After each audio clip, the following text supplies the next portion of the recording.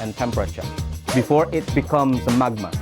So any rocks that being pushed down in the lithosphere, if it's hot enough, the pressure is high enough, it becomes magma.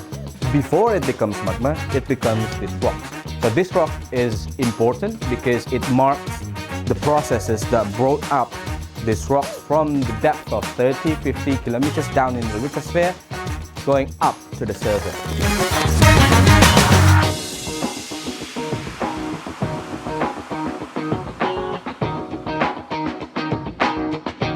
So previously we are at campus, or the old campus I should say. We are at the first locations, this area called the Saboro area. So it's not Desa Karangsambung anymore, so it's this Saboro area. So this area going to the east is the Saboro. If you look at the back, there are two different morphology. On your left-hand side, if you look at on the left-hand side, you can see jagged mountain with very steep slopes at the top. You see them? So those mountains on the left-hand side, it goes like a pointy mountains like that. And then those mountains on your right-hand side, it goes flat. See them? Okay. So this was actually a collection of fragments that can, we'll show you later. Some of the fragments are the metamorphic rocks, some of the fragments are the igneous rocks, and some of the fragments are also a sedimentary rocks. So which of these rocks naturally shouldn't be formed together.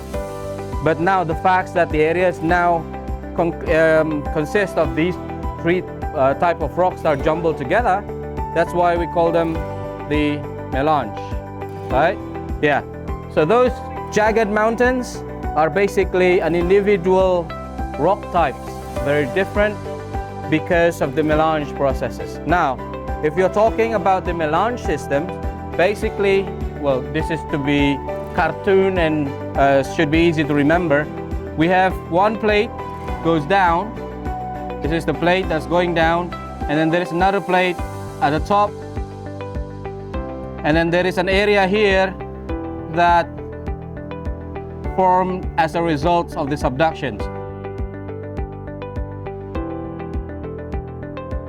Here in Karangsambung, there are interact between two plates, the continental plates and the oceanic plates. And this one is derived from ocean. So you can imagine how far and how deep these rocks happen. If the two plates interact, then we call it the subduction zone. Just like here in Karangsambung, the complex melange is representing subduction zone. Ya, ini lokasi ini ada nama batuan serpentinit. Serpentinit itu dari geologi termasuk ultramafic rocks. Batuan ultramafic komposisinya serpentin. Kalau dilihat, jadi dia mau pada waktu proses subduksi. Ini material ocean ini yang sekarang. Jadi ini di daerah subduksi yang ada kompleks melange. Nah, yang namanya serpentinit itu material dari ocean masuk sini. Nah, ini yang kita lihat. Jadi itu membuktikan bahwa benar di daerah ini terjadi pertemuan subduksi antara lempeng ocean, samudra dengan lempeng.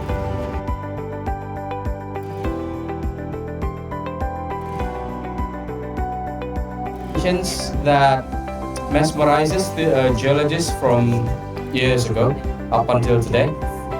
As you can see at the back, well, it's not clear because we are under the shade. But if you go seeing on that side, towards across to your right, you can see multiple colors of clay. You can see the reddish one, the purplish, the grayish, green, and sometimes you can see yellow. Yeah. So the area, particularly where the village is the Changping village. So it's a type locality for a multicolored clay. Saya rasa macam amazed sebab ini kan macam batu macam kapur lah. Lepas tadi kita orang sentuh, and then dia macam rapuh. Dia macam boleh pecah-pecahkan pun batu dia. So macam amazed macam mana this thing boleh stand tall walaupun hujan, kena panas, kena hujan. Macam tu lah. Dan kami di Malaysia jarang jumpa batu yang macam ini. campuran mixture compositionnya. So I think this is the new knowledge for us because we are from communication department, so we didn't know a lot about this geological site and the form of this rock, right? So it's opened our eyes to see a lot more of the nature.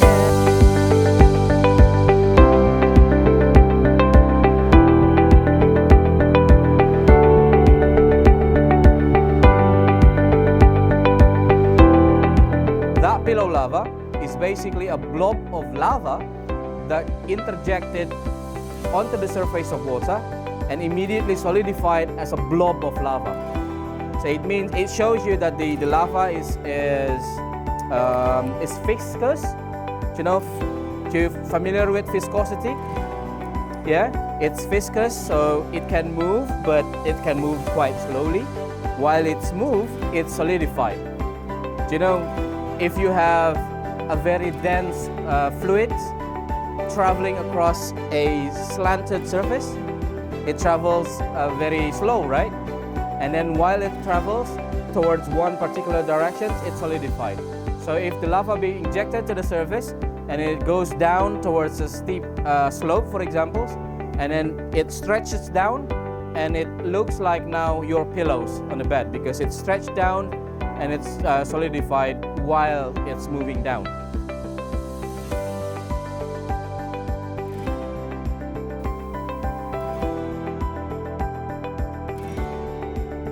So this is one of the earlier stages of metamorphic rock. So you start with slate, and then it comes with phyllite, and then you have schist, and then gneisses.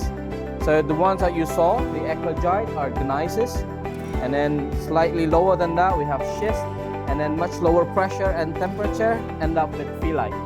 And then you have slate, and then those protolith, which means the source of the rocks. It can be igneous sediments or other metamorphic rocks. So this is one of the earlier stages of metamorphic rock. So you start with slate, and then it comes with phyllite, and then you have schist, and then gneisses. So the ones that you saw, the eclogite, are gneisses, and then slightly lower than that we have schist, and then much lower pressure and temperature end up with phyllite. And then you have slate, and then those protolith, which means the source of the rocks. It can be igneous sediments or other metamorphic rocks. So it can be, it can spark fire. It can. I'm not promised, but see it? See them? See that? You can smell. You can smell fire. No, you can smell the burn. Like a bird? Yeah, you can smell the burn. So you just need to put like paper around it, right? Well, that would need a little bit of another effort because the fire needs to, well, the easiest bit will be the obsidian. So you've seen obsidian rocks. That's easier because it's basically quartz. So you scrape those obsidians out and then put the kindle, like the wood that you can scrape up and put it up and then use that for, use the sparks, basically. Karena banget kita dapat insight baru about this geological in geosite in Kebumen gitu. Jadi kita nih, I have the barang. Ada batuan-batuan yang ada di sini, ada 3 jenis batuan yang terkumpul dalam satu lokasi, which is itu jarang banget ditemuin di daerah lain. 3 batuan dalam satu lokasi. Di Kebumen ini ada 3 jenis batuan, beku, sedimen, dan metamorf. Ya, buat aku seneng banget kita udah turun ke lapangan jadi lebih tahu langsung, bisa lihat langsung gitu, bisa pegang bahkan ya, bisa pilih-pilih batu-batu itu. Ternyata Kebumen itu wonderful. Wonderland. Kebumen is wonderland. Sama School 2026 Kebumen Geoconservation Exploring Earth, Inspiring Ideas.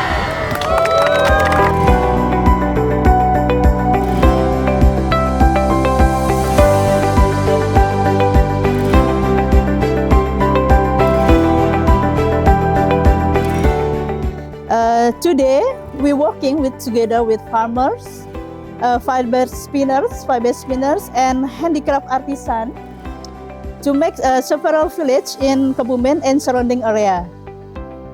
The farmers, maybe I try to explain like this. This is our business model. We practice downstream processing atau hilirisasi kalau bahasa Indonesianya mungkin from farmers to raw material artisan and then to finish product artisan. Jadi dari pengrajin dari petani kita ke pengrajin, kemudian ini pengrajin bahan baku, ini pengrajin raw materialnya, kemudian kita ke pengrajin produk seperti itu. Nah, di Agromina sendiri itu sebagai akses untuk global marketnya. Sangat seronok sebab saya first time sebenarnya menganyam ini perbuatan macam menggunakan pisang. Di Malaysia tak pernah buat, jadi dekat sini first time. Jadi saya berasa sangat seronok dapat experience ni bersama orang-orang yang sangat hebat. Cara buatnya juga agak susah tapi saya boleh membuatnya. Maybe I feel that a little difficult to do, but maybe it's not too difficult to make the law. And then I know she is contribute to the local and also the social. So how they do this company, and then I feel so good. I feel so good for it. Thank you for experience.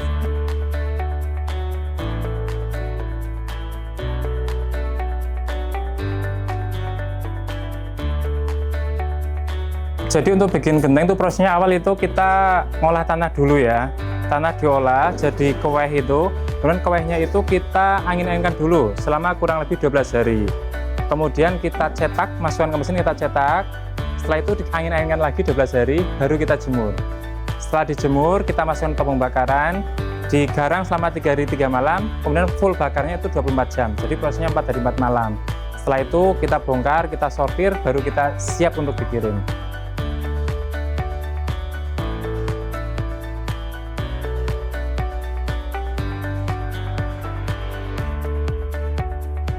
Ciri khas dari batik sekar-sekar itu ada di batik tulisnya, yaitu itu kalau dari prosesnya itu nanti ada pola pemulaan dulu, habis itu pencantingan, terus pewarnaan, terus fiksasi, terus nanti di biron namanya itu dibatik lagi, terus nanti perebusan gitu. Nanti baru kalau batik tulis itu nanti proses pengerjaannya kurang lebih 1 bulan.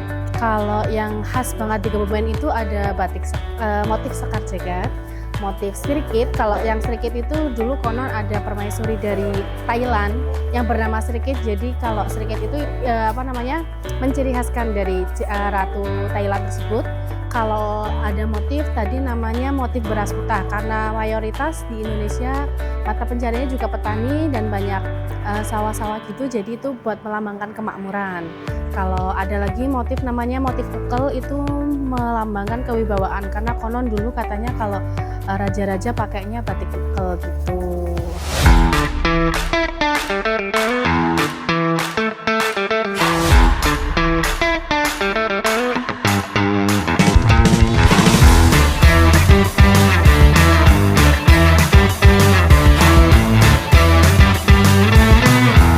Yeah, of course we enjoyed a lot.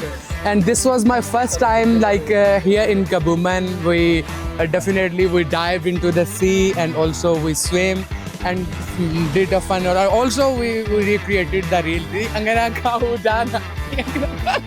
So that was a fun and Kebumen is definitely loved.